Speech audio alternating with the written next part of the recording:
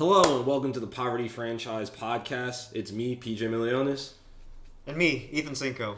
And we're here to just talk about some of the topics that pop up in our heads in the sports world. And this ranges from a lot of things, damn near every sport. We at least watch a little bit of it. We'll try to offer our best insights, but we are a bit more knowledgeable on the ones we're closer fans of. You want to start with the teams you like? Where should I even begin? Let's start with sadness. I am a Falcons fan. If we're talking American football, for all of our American football fans out there, I'm the saddest out there. I've been a Falcons fan. I was raised a Georgia fan, but I guess now I'm a Clemson fan because I have to be. I'm now also sad because I'm a Lakers fan, and I'm doing a little bit better in the soccer world. I gotta say, rooting for Chelsea. Inter Milan's been on the come up lately. Barcelona's on the down low, but I'll leave it at that. And Team USA has a bright future, so we have hopes and dreams to look forward to. Yeah, I'm Chicago born and raised, so Bulls, Bears. God help me with the Bears. White Sox, another poverty, but they're on the come up, so maybe not a poverty franchise anymore. Who knows? I grew up a Northwestern fan, actually. Could I have been a Loyola basketball fan? Absolutely. I grew up 2 miles from Loyola. I chose Northwestern because I think they were marginally closer and I wanted to go there.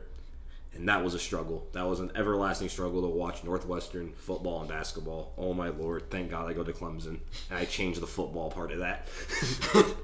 Not so much the basketball part of that. And then when I moved out of the north side, I moved to the suburbs. That's when I started watching soccer. And I liked Aguero a lot, so I became a City fan. So the complete opposite of a poverty franchise. Literally a franchise out of... You won the Champions League. Shut up. A franchise born out of riches and oil money. So, the complete opposite of a poverty franchise. And, again, I've been, ever since 2014, big Team USA guy. I've been... The highs of marginal success, the lows of losing to fucking Trinidad and Tobago. Oh, yes. The woes. And missing a whole World Cup. But, again, it's looking good. The young players are escaping the MLS, hopefully. The more of them that escape, the better. Shout out Clemson men's soccer. We shout them out. 6 MLS draft picks. I hope they all escape in 2 years. Indeed. Won the Natty. The only Natty we're going to see this year. Oh, sadly. So, well, softball. We got softball because baseball's looking like some ass, but that's beyond the point. Yeah. The first topic we're going to talk about, and it's near to our Chelsea fans' heart here, is why are Chelsea fans slandering Christian Pulisic? Like, it just feels like it's out of nowhere. It kind of is. It's kind of like it's like the opposite of recency bias, I gotta say, because he hasn't been on the pitch a lot. He's had a lot of injuries. Ever since his move to Chelsea, he was a high-profile transfer, so there's a lot of expectations when he came in. And then Tuchel has a weird disposition where he had him at Dortmund, so he has a certain way that he likes to use him. He got used to using him as a super sub. So Chelsea fans, when they see their high-profile transfer being brought off the bench constantly when he's healthy, when he's normally not healthy, I guess it leaves a bad taste in their mouth. And for the Brits who have their pride of their Mason Mount, they have to live and die by the Union Jack. When England loses, the world is happy. I just want that to be known. Everyone smoked on the England pack. Everyone was smoking on the England pack. Everyone was rooting for Italy in that Euro.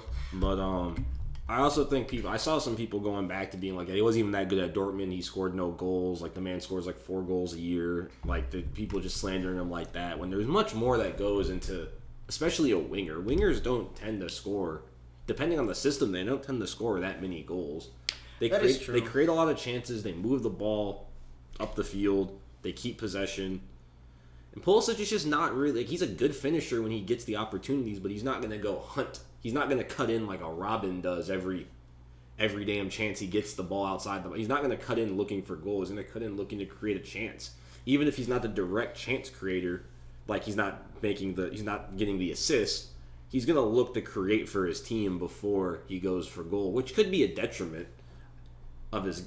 But for Team USA, he puts the damn backpack on, though. So it has to carry. It has to be system, because for Team USA, he gets up and he will try to carry the damn team by himself. Who knows? It could be system. It could be mindset, On Team USA, maybe he knows that he's the better player, but amongst equals, He feels like he could take a more here. He has to take more of a backseat role to share it. Who knows? Could be mindset. Could be system. We're not in the room yet, but Yeah. so we can't really tell. I mean, his stats on the year, I mean, he had 12 matches, 756 minutes, 3 goals. That's not bad.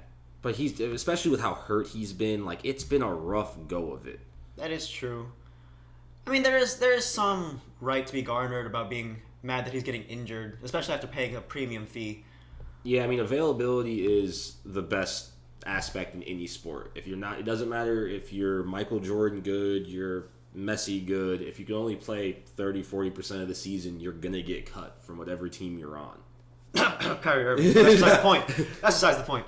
We're talking soccer right now. But that is the thing. People have ingrained in their minds the ideal winger, which is the GOATs, Messi and Ronaldo, and then of course Chelsea fans. We have our beloved Eden Hazard, or we had him. So they expected Pulisic to be like an exact replacement. So Pulisic has been creating chances, but he just hasn't been scoring as many goals as Eden Hazard, which is a tough task. So it's kind of unfair to him, but it's kind of reasonable, kind of unreasonable. Yeah. The fans' paradox. Yeah, I mean, fans are stupid. We all are. We all will cheer the hire of a coach, for example, or we're like, yes, that transfer was so great. We won the offseason. And then 3 months later, slander the shit out of that man. Romelu Lukaku. This is because they started to do bad, even though we're like, yeah, that was a great signing. Let's go. That was a great signing. In recent memory, I think I did it with baseball, actually. Dallas Keuchel, he's the 5th man on the Sox pitching rotation. I was like, oh, what a steal from the Astros. Most ass man. By, I think, July, I was like, cut him. Just get rid of him. Trade him. I won't want to see his beard anywhere near this roster. Get his ass out of here. Get him out. He missed the playoff rotation. I was like, thank God for your old ass Tony La Russa. Sorry for anyone who hates baseball, by the way. I'm going to make a lot of baseball references, even though I only watch one whole team. This is why I only cheer for the Braves when it's relevant. Why I like the White Sox when they've been irrelevant is I'm from the north side. That's the worst part about me being a White Sox fan, right? I'm from the north side of Chicago. If you don't know, the Cubs are the north side team of the city. The White Sox are for the south side of the city. My mom was from the south side, so I was like, fuck it. I got to stay with it, I guess. I grew up 1.5 miles from Wrigley Field where the Cubs play. I still never been in the motherfucker. And in the 2016 victory parade, where 4 million people went to downtown Chicago, where was my ass? In school, because I couldn't be a bandwagon fan. So my ass went to school that day out of spite. Loyalty right there. The worst. Why should it? Fuck! I was such a stupid maneuver. To the Premier League table. Then we're gonna bring it back to the actual sport that requires athletics. The Premier League table, City's kind of running away with it. We're 22 games in of a 38 game season, and City's up 11 points with a game. With Liverpool as a game in hand, down 11 points with 45 in second. Chelsea's a point behind them, but 2 games ahead, with 2 more games played than Liverpool, so that gap is more than likely to be gained. And West Ham is 7 points behind them with a game in hand, so that gap is more than likely going to close. We're not here to talk about the top of the table. We think 1, 2, and 3 are pretty much set. You might change between 2 and 3 between Liverpool and Chelsea unless City has a ungodly collapse. It would take a terrible run, a terrible spell for City to lose that to make it interesting spot again. But given Pep Guardiola's incredible coaching resume, I wouldn't expect such a collapse to happen, especially with the strong looking roster they have. It's not really feasible that they would lose the title. And I don't think Liverpool's going to collapse either. They're not going to fall. I don't think Chelsea's going to collapse either. I think they're all relative. I mean, Chelsea might need some goal scoring in the after January if the Lukaku situation. I don't know if we're going to need goal scoring. He wasn't scoring many goals for us anyway. That's true. Nor the threat of Lukaku scoring goals. People have the game plan for him still. If he's not there, but what we're looking at here is that dogfight for the last Champions League spot, because there's only 6 points that separate 4th through 8th in the Prem. An absolute dogfight. For those of you who don't know, in European football, they have the international tournament for all the clubs from all the major leagues can come together and play a massive tournament of the best. And so England, because they're special. They get 4 slots. So the top 4 teams from their table, from their league, get to enter into that tournament. And then the 5th spot is the only Europa spot, right? It's not 5th and 6th. No, I believe for the Premier League, I think it is 5th and 6th It's as well. 5th and 6th. Okay, so there's still 2 more. There's a lesser European tournament that no one likes, That is true. called the Europa League, that it's going to have you playing in the ass end of Kazakhstan in the middle of your season. Do they really have games in Kazakhstan? Yes, you got to play your home game in Kazakhstan. If the team you're playing is in Kazakhstan or in Israel, because they're in UEFA. So you're I flying forget about all the that. way, or in Russia, you're flying fucking Oh. the length of America in the middle of the weekend. You got to play a league game that Saturday. So help them, boys. Yeah, but no one wants that unless you're Sevilla. Unless you're Sevilla and you run that shit. Yeah. But, But West Ham is right now is claiming that last spot with 37 points. Tottenham is 3 games in hand because of all the COVID cancellations, and they're only 1 point back. Arsenal has 2 games in hand on West Ham, and they're 2 points back. Man U has a game in hand, and they're 2 points back. Wolves have 2 games in hand, and they're 6 points back. I think it might be safe to say that the Wolves are kind of out of it. The Wolves No, are pretty... the Wolves are a solid middle table team. Which, yeah, that's fine. But That's fine for a team like Wolverhampton. yeah, we like it. We like to see it. But I don't think they're going to be competing for a Champions League spot this year. Tottenham is really again. No, I don't have any faith in Tottenham. I know they have 3 games in hand, but I don't have faith in them winning anything big. Because it's Tottenham. Yeah, free Son, free Heung-min Son. Free Heung-min Son. I mean, I would like West Ham to, but there are lots of games back. I mean, they're all these games in hand. They're gonna get caught up to. Yeah, West Ham. West Ham That's is probably interesting. gonna probably fall into the 5th or 6th spot and get the Europa League spot. Compete there. That's a good place for West Ham, which is a very peaks and valleys club. That is Where true. they're either fighting for their fucking lives, or they're up there competing for one of those European spots. They're not really like a mid-table team, I'd say. I think on aggregate they are, but they're either fighting for that last Europa League spot or they're fighting for their lives, and there's no in between.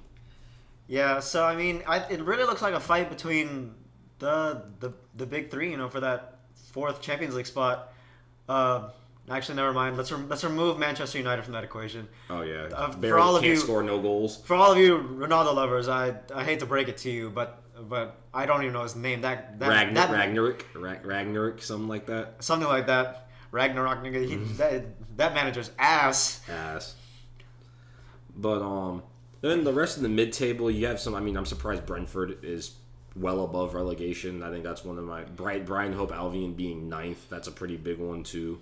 Leicester falling to 10th is kind of a surprise. For a second there, they looked like they might be competing for a European spot, but Yeah, I thought Leicester, after they won the title, would have like super hot starts and then fall off a cliff, like completely out of Europe. Yeah, quite a shame because it would seem like they would keep that trajectory and the momentum from their previous wins. But I love Southampton in their normal 10th to 12th range every year. Gotta love it. consistency. Can Steven Gerrard save Aston Villa? Like, not save it. Can he make them a club of respect? Do you think the January moves? Because they're not getting up to Europa spot. They can't fight that far. Oh, not this year. But you sure. think he's building a good foundation for next season? Oh, definitely. He has a good history of building up clubs, and then he has good backing from the board. They've made really good budget signings, I think. That could. And they're also really very bolster low the team. risk. Like Lucas Digne, I always pronounce his name wrong. Digne? Digne, French. For only 30 mil is not bad. It's a very low risk move. Everton, he was on Everton when he got Everton was needed the Everton. money because Everton is somehow fighting for their lives. And he did have a a Everton, good stint at Everton. Yeah, Everton did just sack Rafa Benitez because when you're Yeah. 16th and you're a club of this, Everton's never been demoted in the entire history of the top flight in England. True. One of the few teams to say that they haven't. If that would, they would burn down that side of Liverpool. Oh, they for sure would. They'd go burn down Anfield afterwards because it's only like a separated by a park. Fuck it, they'll burn the park too. But they're only 6 points from safety right now. Really? Yeah, I mean, they have 2 games in hand on Norwich, who's 18th at the moment. But still, only being 6 points from safety is not a place I think any Everton fan, I would have never thought they'd have been in 16th before the season started. You know, that's where Brighton Hope Albion belongs. Brighton Hove Albion, but Brentford. no. Everton looked like a Leeds. club on the rise. You know, Digne was having a great stint. Richarlison is an up-and-coming striker. Had prolific seasons the past 2-3 years. You know, it looked like they're on the rise. And That's what for lo and behold. Rafa Benitez has a way of fucking up teams, even though I think he just needs to take mid-tier teams. He cannot take teams with talent. He finds a way to fuck them up somehow. He's like reverse Big Sam Alderweireld. Reverse Big Sam Alderweireld. Do not throw him into a situation of crisis. He's the perfect interim guy. Hey, yo, we need you for 6 months to get to the next guy. But you can't stay here for long. It's just like Big Sam, except Big Sam is only for those 6-month crisis. Yo, we're about to get relegated. We need you to save us, and then you need you to fuck off. And Big Sam Alderweireld will get it done, even though he might fix a match or two. We don't talk about that.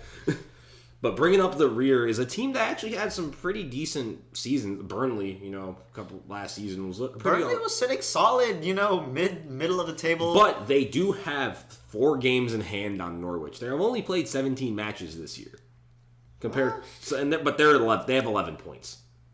They're 1-8-8. Their goal differential is -11. It's not Norwich bad, which is -35. Norwich is by far the worst team. I don't care what the table is. They're the worst team in the Prem, by and large. But now the last question of the Prem table before we move on to some hoops. Will Newcastle fight their way out of this? Will the Saudi Arabian investors have a Premier League team next year? Or are they going to have the most expensive championship team since QPR? With the signings that they've made, no. Or my bad, since Fulham when Sadiq Khan bought them. Oh, Fulham, that's right. When they signed Kostas Mitroglou! Sadness. For like I had hopes for Fulham too. When Clint Dempsey's your best player, you're fucked. I'm so sorry. No offense to Seattle Sounders fans. No offense to Clint Dempsey. He's that dude. He's one of the few Americans before like this age to really succeed in Europe. Should not be your best player. That is true. Will they have a championship team next year, or will they have a Prem team? They'll have to change things drastically if they want a Premier League team. Looking at it right now, they're going to end up in the Champions League. Because it seems like they're making championship. The championship, not right. They're making desperation signings. I mean, Kieran Trippier is in my opinion a bench fullback on a good team. He should not be. If you have aspirations of having decent seasons, he should not be starting for your roster. I don't know. Kieran Trippier is not that bad, but I think if he's starting, he should definitely be the worst starter on your squad. Yeah, because he was that Atletico team when he started was actually a very very good team. Yeah, he was definitely the worst starter on the team. Yeah. Well, we're just going to talk about the Prem today. We'll hit the other leagues when stories break out on them, or we hear awful takes about certain players, but we got to move on to hoops. And as we mentioned, our friend here, Ethan, is a Lakers fan. And this might be the most disappointing season so far since the 2012 Super Team. Would you agree? Or is that the season when Luke Walton started out like 8-1 or some shit? Like Luke Walton started the team off extra hot, then they fell off hilariously. That's a tough one. I mean, well, the 04 Super Team. Oh, well, the expectations for the 04 and the 2012 Super Teams were much higher, I think, than this. And at least the 04 Super Team made the finals at the end of the day. Okay, they did indeed make the finals. And they lost to a great team at the end of the day. Yeah. But it was also chemistry. They had the talent. If their chemistry was okay, they would have beat the Pistons. I don't think anyone would argue that, even Detroit Pistons fans. Ben Wallace is good at defense. He's not that good at defense. That's a lot of dudes coming at him. But this season has been a bit of a mess, and you've been following it a bit more closely than I am, because I go to sleep like an old man. So yes, you gotta love monitoring West Coast games here on the East Coast. But the dumpster fire. I feel like we can just. It comes down to one thing. I mean, it's just that Russell Westbrook, God. Let's pull up his numbers real quick, shall we? Russell Westbrook. Not to say that he like alone is sinking the team. It's just that partly because of his contract, we were forced to make budget moves that did not help the structure of the team at all either. You gutted all of your decent role players for the exception of one, THT, in my opinion. Of your young role players, that is. Oh, yes. You had to gut them all to absorb Russell Westbrook's, second biggest contract in the league. Him or John Wall have the highest per year salary right now, something like that. They're top 3, I'm pretty sure, which is crazy. I don't think they have the highest salary, but they probably have the worst. John Wall has the worst contract in the league. Because I know those. Russell Westbrook's contract's only saved for being the worst by John Wall's. Yeah, but the super maxes definitely have higher per year salaries than John Wall or Russell Westbrook. So you had to lose important pieces: Caruso, Kuzma. Trez was on the Lakers that year, right? Trez was on the Lakers, although he wasn't there for the winning Lakers. But Kentavious Caldwell-Pope, that one hurts a lot. And I guess you see the trend, Who Lakers fans were wanting to send to Shanghai, might we add. They wanted to send that nigga KCP to Shanghai for most of his tenure. Yeah, I don't know what the rest of Lakers Nation was thinking about that. He was the best 3-and-D wing we had. Y'all were wild if y'all were out there. But losing those wing defenders and perimeter defenders, it's hurting the team. We can't play defense anymore. I don't know if y'all can see, but I feel like we're 27th in defensive rating in the league? I think that's what it said. I think it said 27th in defensive rating. I was looking at Russell Westbrook's 30% three-point shooting. It is atrocious. Yeah, 27th in opponents' points per game. You're letting 112, and you're 7th in offense. It's 111. Our offense has that number is less than the other one. Is the problem. True. Our offense has improved though. We brought in some shooters that can actually shoot. Malik Monk and Carmelo Anthony among them. Malik Monk has actually surprised me because I thought that nigga was a bona fide bust. Everyone thought he was a scrub, but he's actually carving out a really nice. He's probably going to have a Jordan Clarkson role in the future, a Lou Will type role. Looking like a good sixth man of the year. He can come off the bench, give you 15, 18, in a good night, give you 20, 25. Sit down. Definitely. He's turning into a consistent scorer. Play him at the end of games, but the team's old. They're hurt. You have Street Clothes Davis doing Street Clothes Davis things. What bothers me is when he's in the game, it doesn't really do anything else though. We still lose. I mean, the man has forgotten how to play like a big man. And it makes sense because Anthony Davis did not grow up playing like a big man. He grew up playing point guard. Because he was 6'3", 6'4" until his junior year of high school. Then he had a massive growth spurt.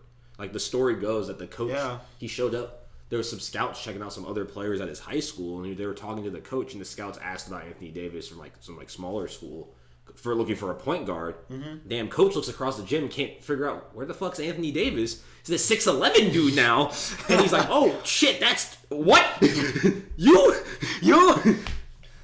Type deal. So Anthony Davis was not a big man his whole life. But that was supposed to be his highlight though. But the fact of the matter is that Kentucky, he played big. The man had more blocks than half of the NCAA college basketball teams in that 1 year. So he had it in him. He showed that when he was on the Pelicans. He was very dominant in the paint. I think it might have to do with the confidence in his body at this point. He's been hurt so much in his career. Which is understandable. I mean, you can see where that fear comes from. Where he'd want to switch to more perimeter-based moves and not banging up his body. And even when he does that, he still gets hurt. He still does get hurt. But, Anthony Davis has been hurt a lot more than a lot of people really like to give credit. The man's been hurt a lot of his career. He's missed he's missed probably 10 or 15 games every season of his career. That's a sizable chunk. If I'm not mistaken. Y'all think about it. That's a whole 7th of the season? Yeah, let's see. Okay. 64 games as rookie. The highest he's played in the season is 75 games. So that's I think that's fair. But 56 games, 62 games. 56, wow. Well, that's 2019-20. That shouldn't count. I'm not going to count the last 3 years because of the Rona and everything. Of course. But, 64, 67, 68, 61. Those 61 games, you're missing 20 games. That's a quarter of the season. Yeah. Especially for a team like the Pelicans. Need every damn game. They need every game possible. they could have gotten. You're going to miss games in the league. There's going to be your little knocks and injuries, but you can't be missing games that consistently your whole career. And the one season he did play most of the games, the COVID bubble season, they won a championship. He was able to play a lot of the games. But then right back in 2021, 2021, what happened? He got injured again. He got injured again. And that destroyed, and that's how the Lakers got to a first-round exit. Yep. Although, I guess you can see that there were various other things wrong with the team. But his absence didn't make it better. Now we get to talk about good things, like the Lakers the Lakers reject squad, aka the Chicago Bulls. The Lakers reject squad, where we signed all their players. So different because Mac McClung already got cut. So y'all cut Mac McClung? Yeah, he was only a 10-day. That nigga got one bucket and dipped. Guys, NBA bucket and got out of there. Give him back. Yes. But found out how important Caruso is to the team. Like truly, how important that man is. He's the He might be the second most important player on the team behind DeMar. Lakers fan favorite for a reason. Respect to our boy AC Fresh. Because Bulls dropped to a bottom 5 defensive team when he was out after being the best defensive team. So we like Caruso, but we really like DeMar DeRozan. Thank you, San Antonio. Thank you, LA. Thank you, Lakers, once again, because DeMar wanted to go home. He wanted to. Yep. Take care of our boy from Compton. And we took him. And y'all took him. Man's putting up 25, 5 and 5. The midi strong. He's shooting 35% from 3-point land through some miracle. He has been shooting a really good clip. Hits him. And the Bulls are they're a fun basketball team to watch at the end of the day. I think that's what Bulls fans have really been missing the past 5 seasons. 5? Oh, yeah, 5, yeah.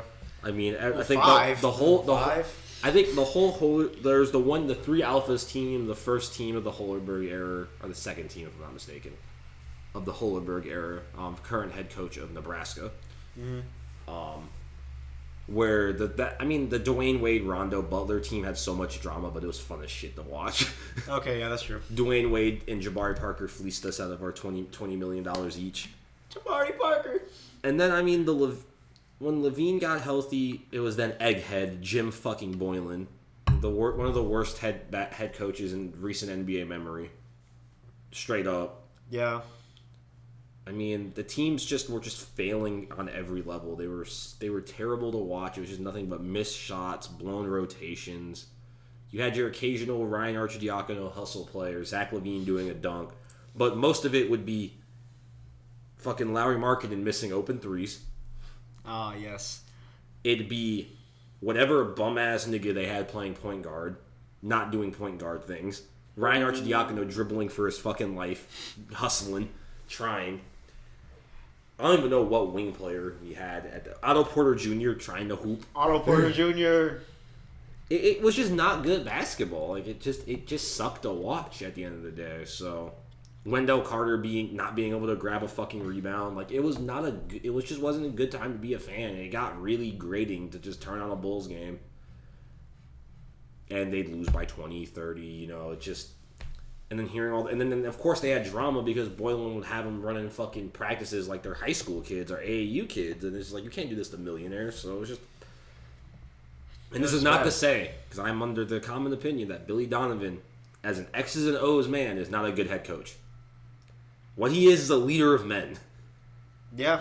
And he lets them play rec league ball out there, and it's peak rec league ball, and it's great.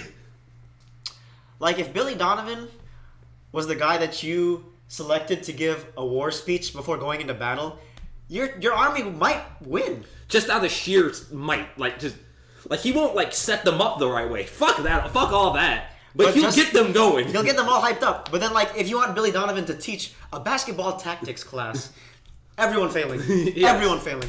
And again, we're not I don't want to really Billy Donovan is he has a good resume. He's back-to-back natty in college at Florida, but that he had Al Horford and Joakim Noah. He had 2 fucking NBA centers. Holy shit, you better not lose.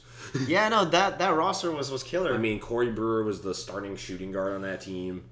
They had Mo Bucket Spates off the bench the second time around. Those teams were great basketball teams. And then he had his run on the Thunder. Which you should question why he didn't win a chip. Yeah, you can always be oh, Russell Westbrook tore his meniscus, oh, KD's injury, but there were runs where they were still all healthy. Who blew a 3-1 lead? Oh, shit. Oh, no, I just remembered who blew that 3-1 lead. Oh, my God. I hadn't thought about that in so long. The Warriors 3-1 lead. Billy Donovan was coaching. Please, please God, don't let the Bulls go up 3-1 because we still have to repay that. We still have to. No. We still have to repay the gods for the Cubs coming back 3-1 against the Indians. Or, I mean the Guardians. Sorry, the Guardians. Oh no, Chicago has a debt. We have a debt because I kept track of that shit, right? The debts, when the Cavs came back, the Indians then lost. I've been keeping track of the debts. We're up next. Chicago has a debt. And The Warriors repaid their debt in the next series. Is Billy Donovan there to collect the debt? I hope not. I truly hope not. But we're going to move on to college hoops. I don't think we mentioned it a couple times, but we both go to Clemson. Obviously, this is football country. This is South Carolina. Football is in the lifeblood of this state and the whole region. You choose your two sides unless you go to Coastal or Charleston. God be with you, lad. I mean, if you go to Coastal, good for you. You're good. You're good. You're chilling. They were arguably the best team in the state last year. Yeah, I'll give them that. That's pretty fair. And hey, they got to chill. You guys get to chill on the beach. You get to chill on the beach, but you choose either the niggas in Columbia or you choose the niggas up in the mountains. That's all you get. Which aren't really mountains. Hills. Just have lots of hills. You get those two, and that's it. You're either Clemson Tigers or South Carolina Gamecocks. For the exception of one hard ass carry by Sindorius Thornwell, this is not a basketball state. Unless you're speaking about women. Yes, which is South Carolina women's basketball cooking. Runs the country. Runs the country. Them and UConn. Just have at them. Whoever, one of those two. Just flip a coin. No, right now it's dominantly Gamecocks. They whooped UConn. They whooping ass right now. Don Staley absolutely cooking. We're gonna get to that. I wish we could hire Don Staley as our coach. As the men's basketball coach? Yes, I'd hire Don Staley. Can we hire Don Staley to run both of our basketball programs, men's and women's? Just have them run practices together. Our women's basketball team is dog water. Also, is our men's basketball team. Our men's basketball team is even more dog water because we have like expectations and talent. But when I say it's not a basketball state, is that Clemson men's basketball is probably one of the most disappointing teams in the country. Straight up, I'd say them. I'd say North Carolina. I mean, even though they have a good record, they're not doing great in conference play. I mean, for Michigan this year is not doing the hottest. Michigan. I cursed them in college football. That's beyond the point. But I think Clemson men's basketball, they've disappointed me a lot this year. They disappointed me because of the result, but I had like a sneaking suspicion it was going to happen. I mean, because we're allowed to have hope. We have some because decent players. Didn't I say we were going to finish either 11th or 3rd in the conference, right? You did say that. We had that true. type of range, and right now we're really playing to that 10th or 11th spot. The team is head coached by the longest. He has the most wins in Clemson basketball history because he's the longest tenured coach ever in Clemson basketball history. Brad Brownell. He's coached over at not mistaken, it was Wichita State. Wichita State? I forget where he was at first before he got here. No, it was Wichita State. He did coach there first. He was head coach where he got him to a couple NIT runs. Clemson fires Oliver Purnell. He's, I think, so far the only black basketball head coach Clemson's ever had. He also got him to the tournament a couple times, but he never won a tournament game. They exiled his ass to Chicago where he drove DePaul through the fucking earth. But then they hired Brad Brownell, and Brad Brownell is the epitome of stable but mediocre. For the exception of 1 year. For the exception of 1 year, yeah.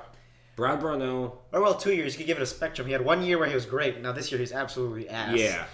Brad Brownell is painfully average at damn near everything he does. Except his defenses tended to be above average, even though this year that is no longer the case. A mediocre Syracuse team put 90 on them yesterday. Didn't we let Wofford put 80 something on us? That was a high scoring game, if I'm not mistaken. Oh yeah, Wofford was real close. Presbyterian was has one of our biggest. We were down one of our biggest margins of the season to Presbyterian, a school with 1,000 kids. But we keep going. He can't recruit that well. Two big names. He just can't recruit. He can't get anything above a 3-star. PJ Hall is a 4-star. And Alamir Dawes is a 4-star, actually. Believe it or not. Oh, we recruited Alamir? I thought he transferred. No, he didn't transfer. Alamir Dawes has been here since freshman year. Oh, okay. Yeah. He's played all 3 years here. Yeah. He gets the occasional 4-star.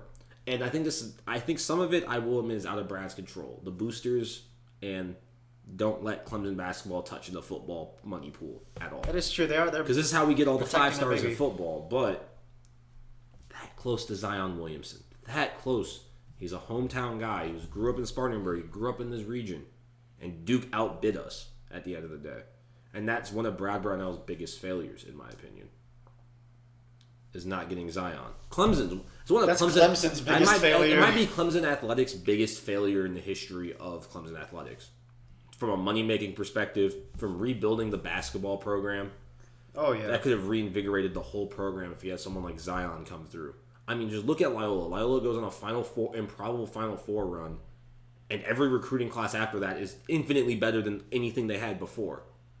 Although I have no idea how bad Brad was at pitching the idea of signing Zion to the boosters. It should have been so easy. It should have been easy.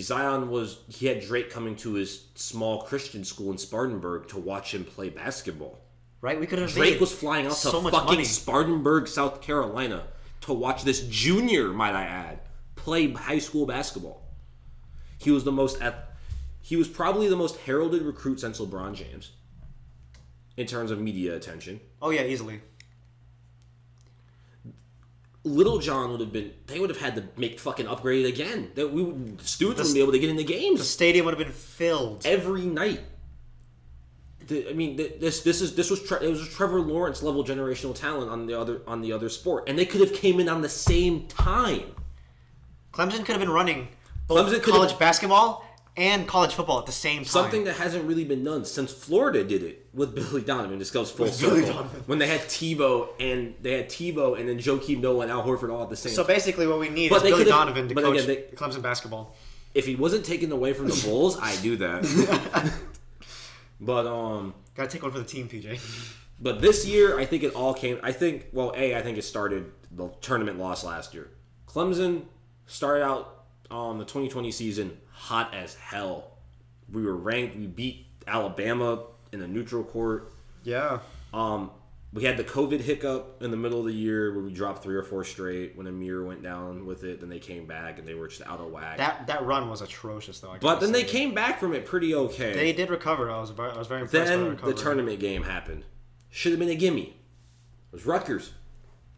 Rutgers was a mediocre ass basketball team. I'm just gonna say that Rutgers was so ass. That's how they beat us. They beat us by being so bad. Those rebounds, I can't even tell you how they rebounded like that. But that was the beginning of the end. And then there was a bunch of...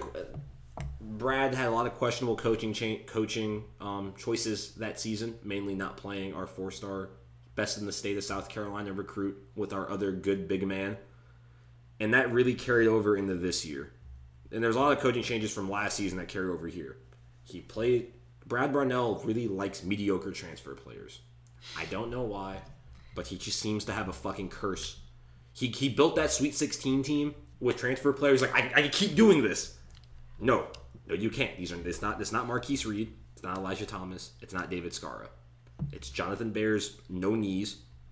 It's David Collins, who can't hit a fucking free throw to save his life. I'm gonna get that damn percentage up real quick because David Collins is somehow the only player I've ever seen consistently get worse at shooting free throws over his career.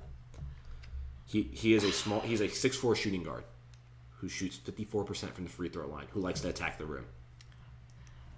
That's like what, 60s center numbers? Yeah. That's terrible. We have he let our backup big man Lynn Kidd walk last year because he gave him no playing time because Brad Brownell convinced Lynn Kidd to reclassify a year early, to graduate early, to join Clemson a year early, right? Mm-hmm. It plays him like 5 games. It's not 5. I can get his shit up too. But that was our backup center. Gone. Now He's gone. We don't really have a backup center. We have 2 power forwards behind PJ Hall. And they're not that great. I mean, to be fair, PJ Hall's kind of a power forward too. Yeah, but here's the thing. I can't really blame Ian or Ben Middlebrooks. They're freshmen. They're freshmen. They were 3 stars. They were never meant to start in one of the best basketball conferences in the country. Immediately, at least. Immediately, yeah. They needed time, and they're being thrown into the fire coming off the bench because that's the only relief PJ Hall really has. Yep. Getting absolutely memed on by Paolo Banchero. Oh, that's going to be so fun. Yo, so Lynn Kidd played 6 games You're pretty close then. last year. Or 7 games, my bad. He hasn't played much for VT this year either, so maybe he was nigga's just a bust. But Maybe he was just a bust. the quick transfer is always a red flag. John Newman transferred last year too. Damn, we could really use that shooting guard right now. Oh, yeah, I guess we could. And the biggest faux pas of Brad Brownell's tenure is that he does not know what a point guard is. Yeah, we only have combo guards here, guys. No one can pass. They're all shoot first. They're all undersized, except for Chase Hunter, who then he just doesn't play offense. Yo, Chase Hunter. Even though Chase Hunter's had like a really decent 3-game span, that's bad because everyone else has gotten worse. Yeah, he can't play well when everyone else is playing well. He's like, oh yeah, they don't need me. I'm just peace out. But it's time for Brad's tenure. Yeah, I think the AD needs to make a decision there, just to salvage whatever's left of the basketball program, while we still have some talent in it left Yeah, because I mean, to give it a future. how do you explain a run like this when the team, like, how do you I hit the wrong thing here? How can you explain a run like this other than I feel like the team's giving up on Brad. I mean, they probably are.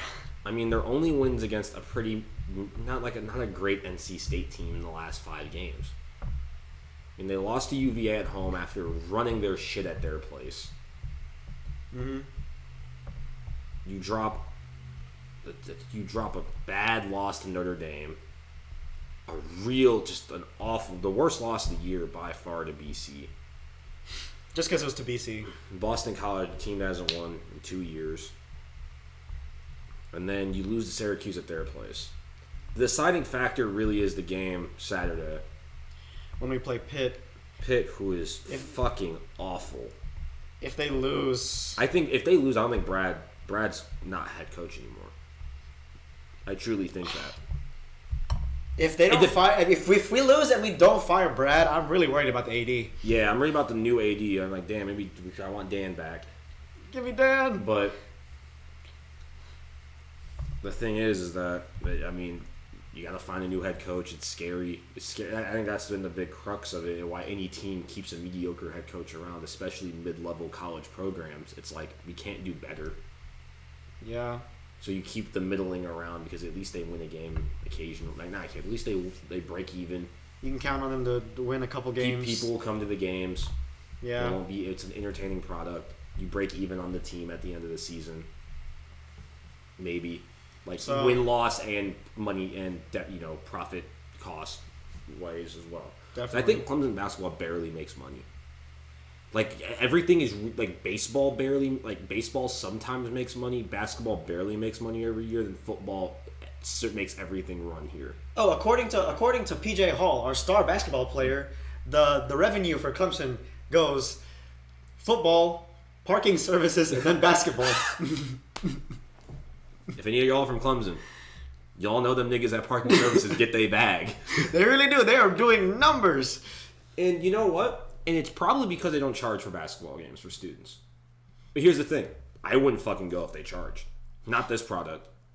Oh, yeah, for sure. If they charge $15 a game, I wouldn't. I might go to one game a year, and because I want to see Duke. Yeah, I would go to watch a good team play. Because the good team's not going to be us. I've watched terrible college basketball my whole life. Basically. You have too, effectively, because Georgia college basketball is also ass. Georgia's always been ass, but I was never really into college basketball like that. Yeah, so at the end of the day, they're in a district because you're going to need to attract recruits. And South Carolina, when I said it wasn't a basketball state, I was talking about college. This state has produced real good players, especially John Morant and Zion Williamson are just a couple. You can recent memory. Go back. Ray Allen and Kevin Garnett played each other in high school in the upstate of South Carolina. Hall of Famers in the NBA. Yeah. Like, this state does not have... I know South Carolina. Alex English played at South Carolina. They actually have a Hall of Famer. Oh. If I'm not mistaken, Horace Grant's from Aiken. He might be from Georgia, but he played here. True Rollins from Alabama. He don't know how the fuck. I mean, if Horace Grant's from like Augusta, Georgia, that's basically Aiken. So I mean, yeah. Let's see. He's from Augusta. Shit, never mind. You're right. He's from Augusta. Okay, it's like 30 minutes away from Aiken. Basically, Come South on. Carolina. Just give it to him. He played his high school ball in Sparta. You know where that is? Sparta, Georgia. On Sparta? How far is that away? Well, That's actually well, kinda no, far this away. area of Georgia and South Carolina, it's basically the same. Like you're a toss up for Athens or Clemson, really. Yeah, no. Sparta. What's up with Georgia and the Greek names? I have no idea, but he went to Sparta. Oh, that's a hood. That's a hood right there. That's a Forrest Grant's like one of the nicest dudes on the Bulls teams too. That's the Who knows? Sparta could have been nicer back in the day, but now, if any of y'all are from Georgia or from Sparta, And I think we will. if y'all are from Sparta, we will, so help y'all. We will but- end this with our NFL teams to end this fine day. The NFL draft is coming up. I have no hopes because I have all the hope. My hope was for Justin Fields and trading up for him. Okay, I have newly found hope. NFL execs are saying that the Falcons could get a first-round pick out of a Calvin Ridley trade. Really? Yes. Remember, Yes. NBA execs didn't want to give THT a max, though, right? Remember, there's some outlandish shit that gets said. No, but like it's because Calvin Ridley's not a Hall of Famer, an All-Pro level wide receiver. Who's just going through some shit right He's now. going through some shit. Like So- everyone does. So I mean, like the exec's like, hey, we get him a good therapist. He comes back and absolutely balls out. Just give him a good therapist. Get him a good therapist, and actually, And you're going to pry on the desperations of the Eagles, aren't you? out of the Eagles, and what I've also heard is the Patriots. Yeah, N'Keal Harry is dog shit. They do need one. And That is hey, that is one of the biggest hits and misses in like recent draft memory. N'Keal Harry, That which was is one of- really interesting. I gotta say. Because I was actually pretty high on N'Keal Harry coming out of college. Same. I thought His- everything about him looked like almost like he was a high floor, low ceiling type of guy. Man Oh, came yeah? in pro ready. It seemed. That's what I Well, thought. maybe he was never going to be like 1,000 yard every year, but he's going to get you 850, 750 to 900 every year for a solid amount. He'd be a solid number 2 guy. Mm-hmm. But he's just bad. He had okay, I guess his best year so far, but like it 'Cause was not worth that first round. He had a pick. good combine. All of his stats There was no and red all of his flags. measurables. There was no red panned flag. out. They looked I great. guess he just didn't vibe with Bill Belichick, which happens. It does happen. So who knows? Perhaps once they get tired of him and he gets cut, gets traded, he could have a resurgence. But it's not as bad as what the Eagles have somehow done twice. Yeah, the Eagles are just retarded. Oh yes, let's draft Arcega Whiteside. Yes. Like, Yes, let's draft Jalen Rieger. it's so interesting because, like, yeah, those wide receivers are good. Arcega Whiteside was such a reach. Rieger, you can Rager. Jalen Rager, I think. Rager is actually arguable that like it was okay looking. Like, Especially with that wide receiver class. yeah, But Arcega Whiteside. Arcega Whiteside was unexcusable. Like- They could have drafted him in like the 3rd round. That'd have been cool. But Like, like, wasn't no. Arcega Whiteside a converted quarterback? Yes. Or some shit? Yeah. He's actually from Spain. Interesting. I actually didn't know that part. Oh, okay, I'm that's reading his Wikipedia page is up right now for. But yeah, no. If we could not dump off. That's kind of rude. I love Calvin Ridley, but if we could move on from Calvin Ridley in exchange for a 1st-round pick, Oh no shit! He went to Dorman. In South Carolina. huh? That's interesting. But I would totally take a 1st-round pick for Calvin Ridley because to all my Falcons fans out there, y'all know that we could use Derek Stingley and Jordan Davis. Because Derek Stingley is one of the best probably the best corner prospect in a long time. They said that shit about Okuda. I wasn't really like super rah on the Okuda train. I wasn't on the hype train with Okuda, but I believed in it. I believed in him. I thought he was definitely going to show out and be the top corner from his class. I was wrong. We were all wrong. Yeah. He's flopped hard. I mean, he has 1 year to save. Okuda has 1 year to save it because he does was have a year bust to his rookie year, and let's chalk it up to COVID and having to learn your shit on Zoom. Yeah. And Matt Patricia being your head coach. That is true. Let's chalk it up.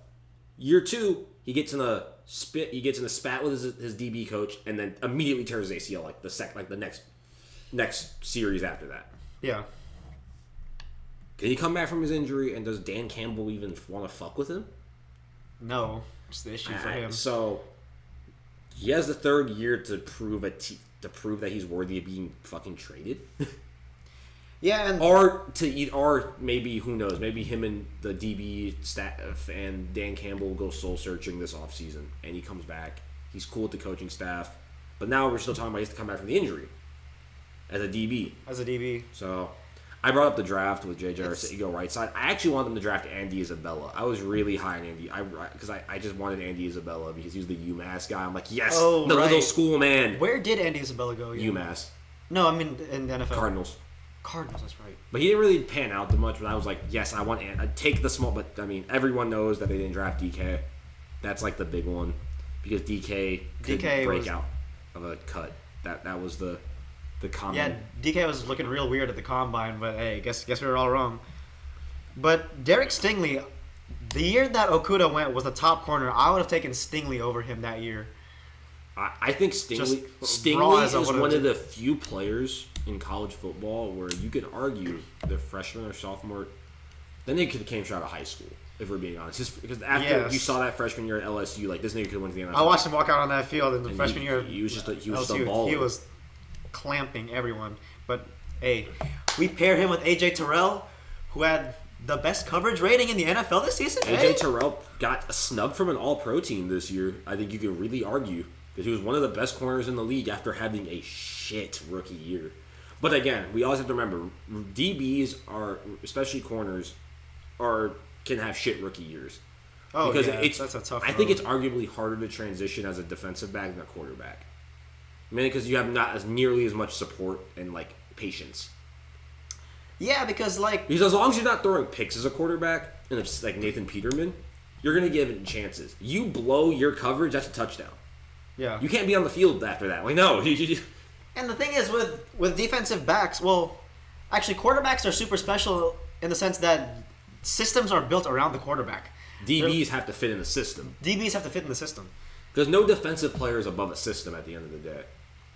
Unless you're pass rushers, maybe. Yeah, you could argue that some generational pass rushers like Aaron Donald, like you can read that nigga would put up numbers in fucking in Urban Meyer's defense. Although at that point you could also argue that those pass rushers also like transcend the system. Like whatever system you stick them in, they're gonna be raw. Yeah, again, like in Urban Meyer's shitty defense, Aaron Donald would still get 10 sacks in it. Yeah, facts. Because they have their one job. Get to quarterback. Hit quarterback. And then we're looking at the mock drafts real quick. They got Evan Neal with the Jags protection for.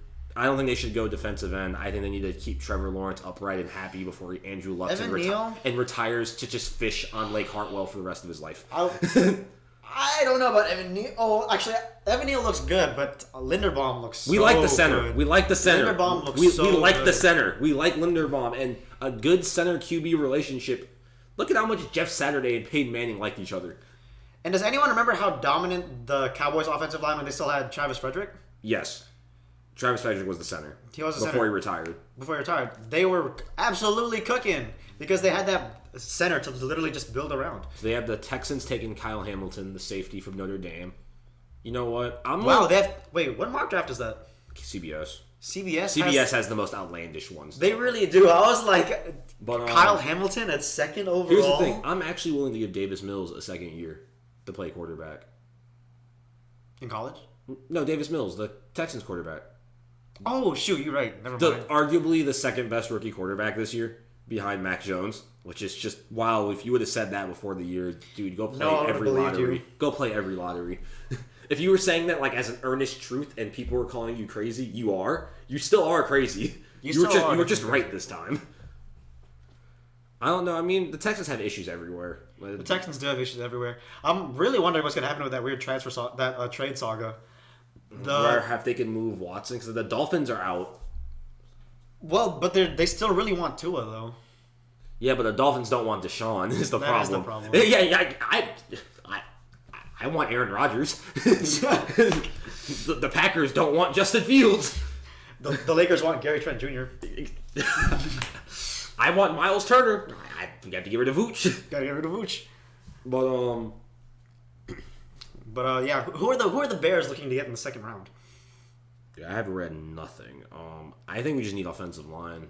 Whoever's best available. Then I have to go look at full 7 rounders. I've only looked at first round because the combine hasn't happened yet. Yeah. That's really where like your mid rounders rise. You have those fringe first rounders fall. You'll know who's available then. Okay. So like right now, like it's you have like you can look at a mock draft and see Andrew Booth is the second cornerback or the fucking seventh cornerback taken. So like It's wild. like is the great example of it. Although looking at the Bears, would you take a wide receiver in the second round? If Absolutely not. No. No, I can sign him in free agency. I don't know who's a free agent, but I know A-Rob's gone. Darnell Mooney's going to move to the number 1. We need to keep Justin Fields upright. Justin Fields is one of the most sacked QBs in the league. Got hurt twice this year. Okay, that's very fair. We need to keep him upright. We have. Although y'all could Bengals it. Y'all could get a wide receiver to fix your offensive line. I mean, if Tevin Jenkins, plays next year, and we're not starting at left tackle because Tevin Jenkins was out the whole year. That's why Jason Peters, old ass, as I called him the whole year, was out there, and Jason Peters was in fact an old ass. That is true. Because looking at the wide receiver class for this year, it really looks like most of the top end talent for the class is going to be falling to the second round. Yeah, there's no there's a lot of your not QBs, you're not star pass rushers. They come in the second round. You're good linemen, you're decent receivers, you're good tight ends. They're all going to be in the second round. Your interior run stopping linemen, they're all going to be in about the second round. And you got to get those guys to win football games at the end of the day. Yeah. The trenches are very important. So you're hoping the Falcons still get that Jordan Davis, don't you? I am going to get that Jordan Davis because our O-line's looking okay. Got to shout out Chris Lindstrom. He's been one of the better right guards in the league, actually, this season. Okay, so the mocks, I like David Bell. David Bell's a great receiver at Purdue because I forgot who he was until I saw the mock, but then because in my head it's still Rondell Moore. Rondell Moore, right? But David Bell had a great season this year. I just don't think the Bears should go receiver first. I really don't because the Bears need linemen. Who they have? Okay, yeah. The next one is a lineman out of Central Michigan. His name is Bernard Rainman. He's a guard. I mean, we need another tackle because Larry Borum's the. Yeah, we need everyone but Whitehair. Really, we need a whole fucking offensive line. So, I mean, tackles. That's that. I mean, Tevin Jacobs was a second-round pick last year. I have to give him a second year. Yeah. But it's the right side of the line because you have James Daniels at center, Whitehair at guard, Tevin Jenkins, then it's Borum and Ifedi. And Ifedi is mediocre at best. Borum is a backup guard. Great backup guard, but he should not be starting 16 games, 17 games a year. That is true. The Bears need a line. Okay, y'all should find a trade partner to trade Khalil Mack for like a top 5 pick. So that way you could get Evan Neal. I don't want to buy another jersey. I have the accursed graveyard. The accursed graveyard. But the defense looks fine actually, except for cornerback. We need a corner with Jalen Johnson's really just. Y'all need corner depth. Jalen Johnson. No, we need a second corner. We need another starter. Jalen Johnson's fighting for his fucking life out there. It's really just one corner. Yeah, I'm locking up. The other side of the field. That's a 70-yard touchdown pass. Kendall Vildor on the ground. Kendall Vildor got his ankles broken. Shit, at least Falcons cornerbacks can tackle. At least Falcons corners have cool names. Do they really? Isaiah Oliver? Who was the other? Oh, not that. Who was the other? Oh, no, that's your receivers with cool names. Our receivers? What, Russell Gage? No, man, who's that other? It starts with I forgot his name. It was a cool name. I was like, damn. Oh, Olamide Zacchaeus? Yes. Oh, Zacchaeus. Yeah, he was a wide receiver. He's a wide receiver. Zacchaeus, yeah. But yeah, like, the one DB ain't enough. Eddie Jackson needs to remember how to play football. That'd be really nice. That hurts for y'all. Deshaun Gibson is old. That is true. Or any other safety, but, free agency, the draft, we'll fix it. Hopefully. The Bears are not going to be a good team next year. I know this. I just need I'm still coping for our second-round draft bust, Cole Kmet. I'm still just, ooh. Fuck. God damn it. Why? I really need the Falcons to just go full rebuild mode and somehow trade Matt Ryan to the Denver Broncos. Because I feel like that'd be good for him and the Falcons and the Broncos. The Broncos have a defense good enough and a supporting cast good enough. They have a really good wide receiver core. Because it's Cortland Sutton and it's that other dude. Jerry Jeudy. Jerry Jeudy, and there's one other dude with a generic ass name. Gosh, dang it. Not the generic names again. Let's see real quick. Because I know they had 3. I mean, but Cortland Sutton and Jerry Jeudy are good, and then Melvin Gordon in the backfield. Melvin Gordon and there's who else is in the backfield? It's a tandem. Yes, I'm getting it. Javonte Williams is the other one. The wide receiver. Wait, The other running back, running Javonte back? Williams. Yeah, and also I forgot about Noah Fant too. It's Tim Patrick is the other receiver. Tim Patrick. Oh. Yeah, generic name. But yes, Noah Fant. Yeah, they have a lot of weapons. Their line is decent. Their defense is good. Their line has gotten a little bit better. They were really a quarterback away this year because their offense just stagnated throughout the year because they have Teddy Bridgewater who cannot throw the ball down the field and Drew Lock who is the epitome of a bad gunslinger. He's like, fuck it. Fuck it. You know. I mean, Matt Ryan can't get it down there, but he'll throw like 30 yards really accurately. Yeah. He's like the perfect hybrid between Terry Bridgewater and maybe a new team would invigorate Matt Ryan because it'll be his last chance to win anything. So. Yeah, because I love Matty Ice. He should have had a ring. If it wasn't for NaVorro Bowman's stupid ass. We're not even going to talk about Tom Brady. We probably shouldn't have won that one anyway. But NaVorro Bowman's stupid ass. Man, I just realized Khalil Mack's never going to get a ring because Cody Parkey couldn't hit a fucking field goal. God damn! Hey, that's why I'm happy that at least the Falcons always had great kickers. I mean, again, in my lifetime. Khalil Mack really about to go to the Hall of Fame with no playoff wins. No playoff wins? Nope, he didn't win one with the Raiders. He didn't win one with the Bears. No playoff wins yet. Yeah. I need to help that man. Someone save him. Unless fuck Green Bay. I don't want no Khalil Mack going to Green Bay. Oh my god. Because last time that happened, Julius Peppers started playing like dog shit with the Bears.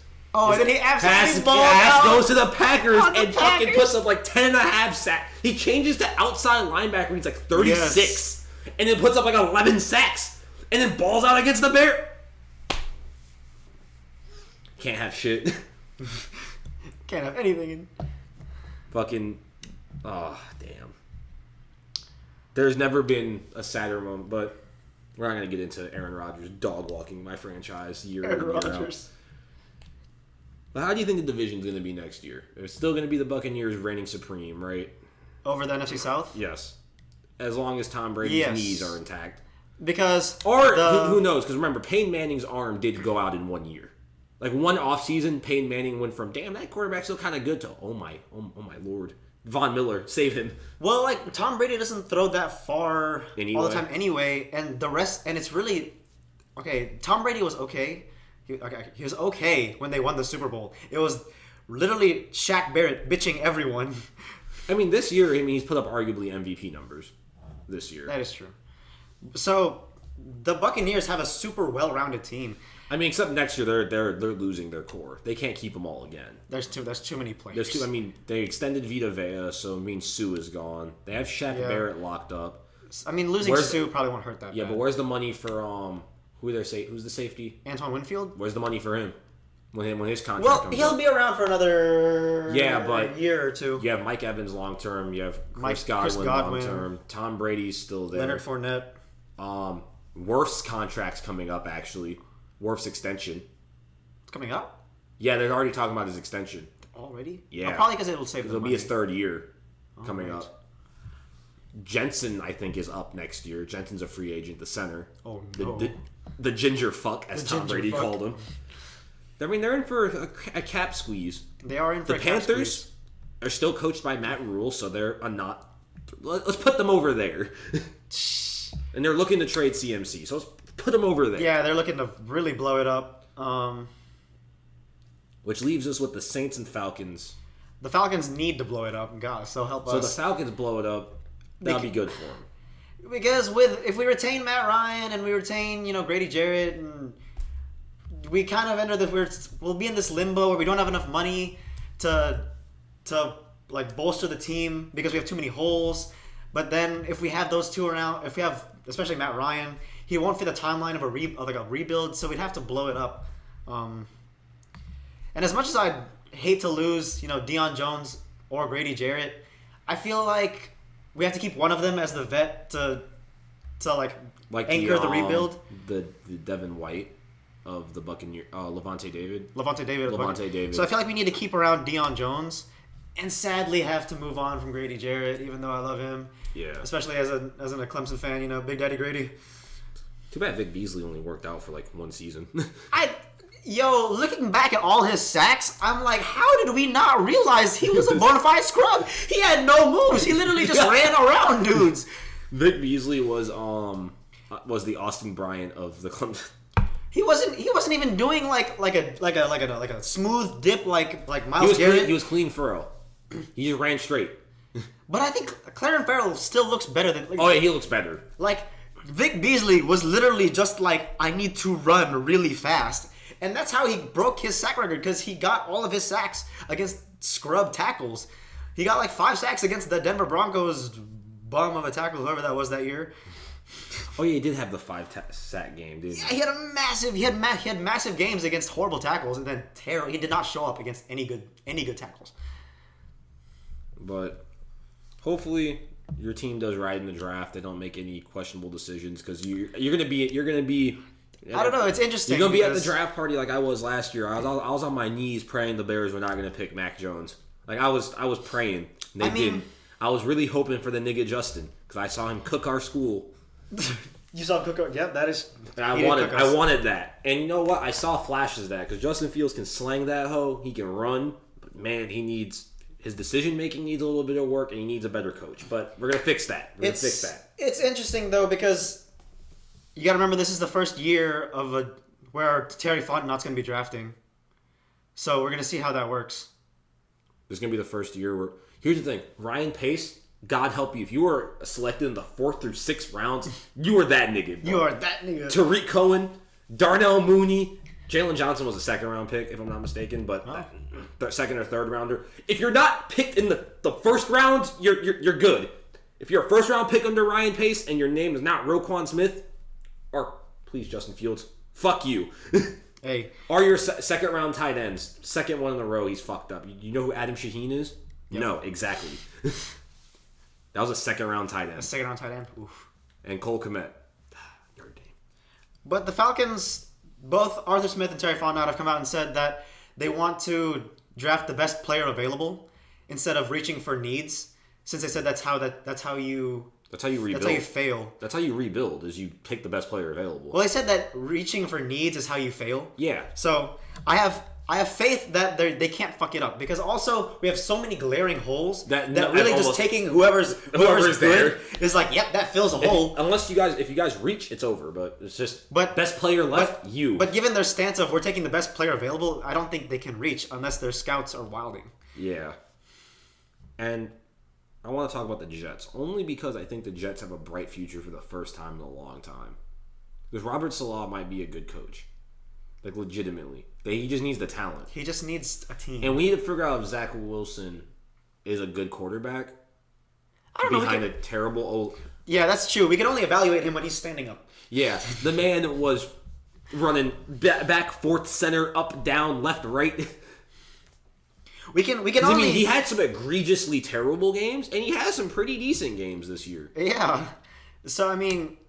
And, of course, rookie QB, new system, new environment, everything. Especially a rookie QB who has to play Bill Belichick twice. And Bill Belichick, who's a man who murders rookie quarterbacks for fun. Yeah, and he's a nice Christian white boy. He's a nice in the hellhole that is New York. New York sports media. I was really worried. I saw that baby. Like, they're gonna cook him. They're gonna cook this nigga. Oh, you saw his baby face on draft night? I was like, oh look at this man. They're gonna cook him. It's over. But it's really gonna be interesting to see if they can fix the line. They gotta fix the O-line.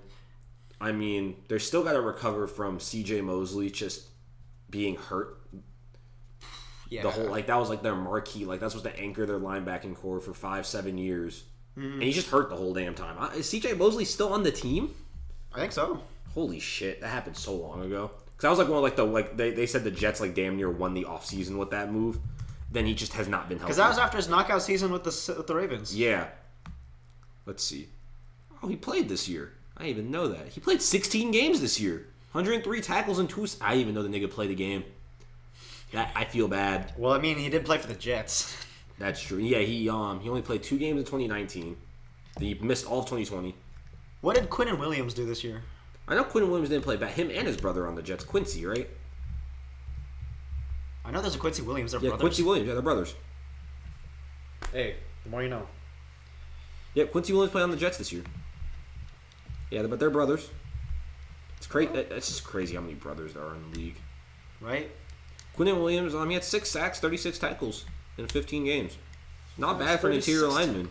So the defense is not the issue, because also Robert Salah is a defensive guy. He was the DC for 40 years. Like, he's a defensive guy. The question is, can he fix that? He needs a run game to support Zach Wilson. But you get that with a line. You can get that with a line. You have a decent running back and a good line. That's a good run game. You don't need Ezekiel Elliott. You don't need... Looking at you, Devonta Freeman. You don't need... I'm trying to think of like other top running backs. You don't need CMC. You don't need... you don't need... Dalvin Cook to have a decent run game. We're not talking about a good run game, just enough to run play actions, enough to keep the defense honest. Yeah. You can't have an atrocious run game. Who is the Jets offensive coordinator? I do not know, because it's Jets football. Because considering that Salah's probably focusing on the defensive end, that offensive coordinator is going to be vital to their success. Dowell Loggins. That's a Bears hat. That's a Bears hat? That's not something you want to see with y'all. He was the Bears' offensive coordinator. Oh, in 2016-17, they just fired him. Never mind, we're good. He's fired. The Jets fired him? Yeah, actually no. They fired him last year. He was the tight ends coach for Arkansas. You know why I had a hard time when I saw 2016-17? That man had a hand in signing Mike Glennon. That's all you need to know. Mike Glennon. That's why I panicked. One of the inferior backup QBs in the league. Wait, is this Matt LaFleur's brother? What's his name? It's like Ryan it's the LaFleur. Younger brother of it's Mike LaFleur. Mike LaFleur. But they have Matt LaFleur at home. Matt LaFleur at home. Mike LaFleur. I mean, if he's anything like his brother, that'd be decent, right? He was the 49ers passing game coordinator before that. So he's under the tutelage of Kyle Shanahan? Kyle Shanahan offense, okay, so just don't trust him with the clock and everything other than that. Yeah. But, I mean, it's only his first year. He's a young guy. Why is his age questionable? Why is it 34 or 35, Wikipedia? Wait. This isn't like some random nigga from a third world country. He's from America. Can we not, like, his birth certificate is public record. Was he born on January 1st? No. So depending on which time zone you're going off of, he was born on the... He was born... That's the funniest thing I've seen today. But, I have faith in the Jets. And I hope they're in a much better spot than the other New York team. That's all we need to say. God rest in peace, the Giants football. God help them niggas. They're going to be the worst team in a dog shit conference. Yeah, like, imagine Eagles fans talking. Imagine having Cowboys fans having to talk shit about you 2 times a year. Imagine how bad that must feel. Damn. Like, I know you guys don't like Saints fans, but, like, it's mutual, right? Oh, it's mutual. And at least, like, New Orleans, at least, like, Saints fans, like, in the general NFL landscape are cool. Oh, yeah, no. I don't think the NFC South has, like, toxic fan bases. No, they don't. Well, maybe the bandwagoners at the Buccaneers have... Maybe the bandwagoners, but, like, the OG Buccaneers fans were pretty cool. Those are some... They've seen some tribulations in their time. They've seen some tough times. They've just sat there behind, Ron Barber, and then Levante David, please. Oh, and like one good year of Brent Grimes. Yes, after he fucked on. Oh yeah, after the catch, not Dolphins Brent Grimes. That's good Brent Grimes. That is good Brent Grimes. But yeah, they're not Cowboys. But every NFC East fan base is toxic. That's the craziest thing about it. What's the most... Okay, that will we end the episode on. What is the most toxic NFC East fan base? Cowboys, Eagles, redacted, Giants. It's got to be the Cowboys, right? I think it's the Eagles. You think it's the Eagles? I think the Eagles are the most toxic fan base. And the thing is, in football, I really do. They threw fucking snowballs at Santa. The dude ate horse shit after they won a Super Bowl. Those are some very valid points. I guess it's because America hates... But I hate Cowboys fans more. But I don't think they're more... I don't think they're as toxic. I think they're overconfident. I liken them to, like... they're Is it just because the here's Cowboys fans have been toxic for longer? Yeah, I think like the toxicity's like worn out, maybe.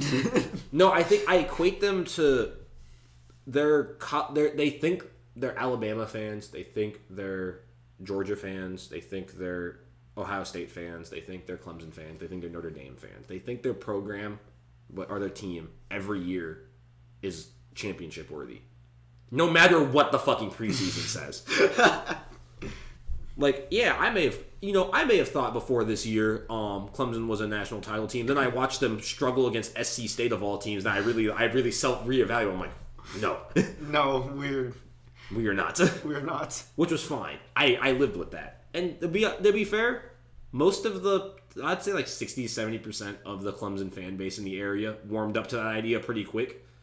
We I don't know about pretty quick. We grieved. We went through the grieving process, but Cowboys fans every year think that. I just think Eagles fans are more toxic.